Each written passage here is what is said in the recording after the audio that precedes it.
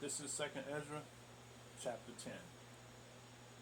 And it so came to pass that when my son was entered into his wedding chamber, he fell down and died.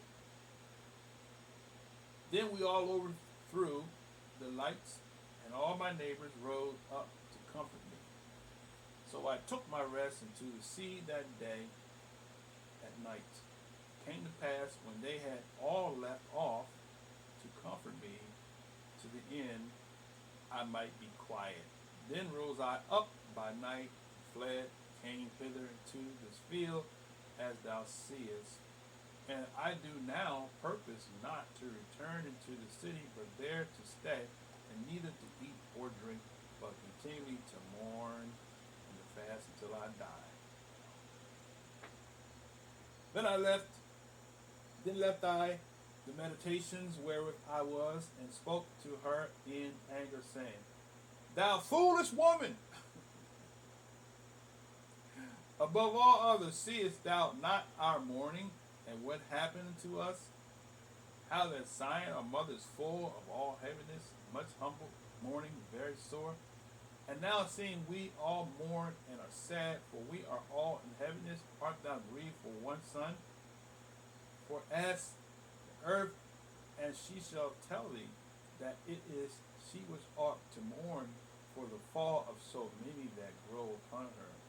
For out of her came all at the first, and out of her shall all others come, and behold, they walk almost into destruction, and a multitude then is utterly rooted out. Who then should make more mourning than she, that hath lost so great a multitude, and not thou which art sorry but for one? But if thou sayest unto me, my lamentation is not like the earth's, because I have lost the fruit of my womb, which I brought forth with pains and bare with sorrows, but the earth not so. For the multitude present it in according to the course of the earth, is going as it came. Then say I unto thee, like as thou hast brought forth with labor, even so the earth also hath given her fruit, namely man, ever since the beginning unto him that made her. Now therefore keep thy sorrows to thyself, and bear with a good courage that which hath befallen thee. For if thou shalt acknowledge the determination of Yah to be just, thou shalt both receive thy son in time, and shalt be commended among women. Go thy way then into the city of thy husband. And she said unto me, That will I not do. I will not go into the city, but here will I die.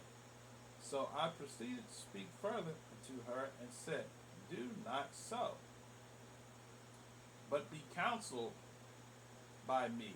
For how many are the adversities of Zion? Be comforted in regard of the sorrow of Jerusalem. For thou seest that our sanctuary is laid waste, our altars broken down, our temple destroyed, our psaltery is laid on the ground, our song is put to silence, our rejoicing is at an end, the light of our candlestick is put out, the ark of our covenant is spoiled, the Kodesh things are defiled, and the name that is called upon is almost profane. Our children are put to shame, our priests are burnt, our Levites are gone into captivity, our virgins are defiled, our wives are ravished, our righteous men carried away, our little ones destroyed, our young men are brought in bondage, and our strong men are become weak. And which is greatest of all the seals, Zion have now lost her honor, for she is delivering into the hands of them that hate us. And therefore shake off thy great heaviness, and put away the multitude of sorrows, that the mighty may be merciful unto thee again, and the highest shall give thee rest and ease from thy labor.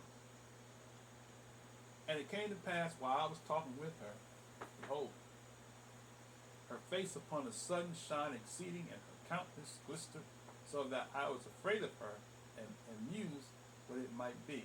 And behold, suddenly she made a great cry, very fearful, so so that the earth shook at the noise of the woman.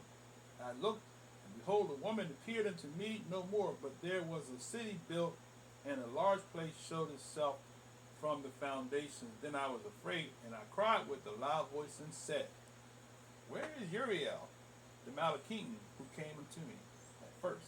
For he hath caused me to fall into many trances, and my end is turned into corruption, and my prayer to rebuke. And as I was speaking these words, behold, he came unto me and looked upon me. And lo, I lay as one that had been dead, and mine overstanding was taken from me.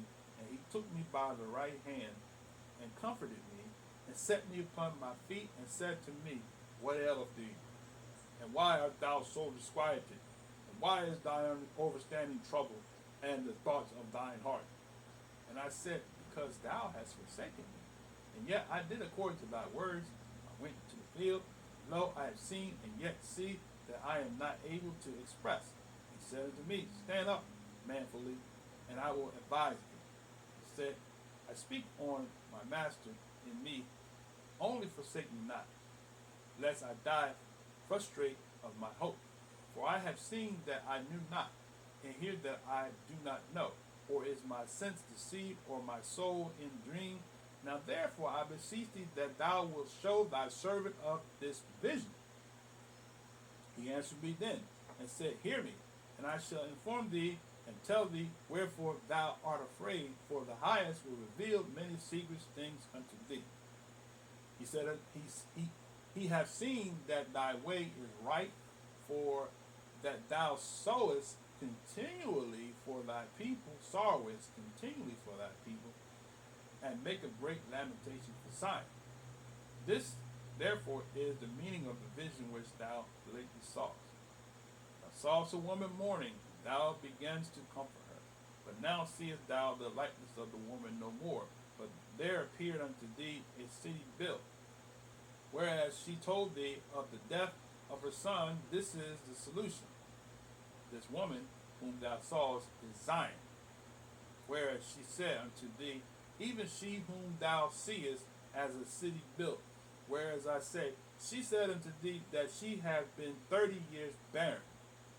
Those are the 30 years wherein there was no offering made in her. But after 30 years, Shlomo built the city and offered offerings, and then bore the barren a son.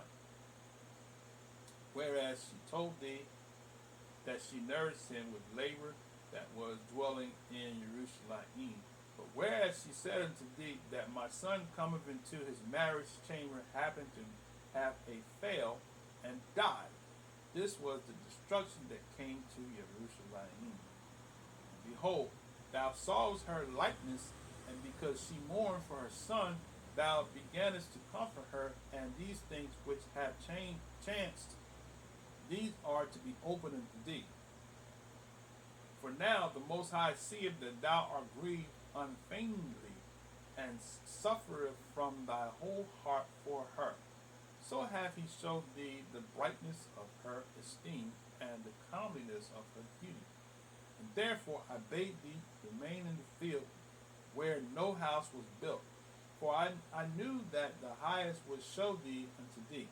Therefore I commanded thee to go into the field, where no foundation of any building was.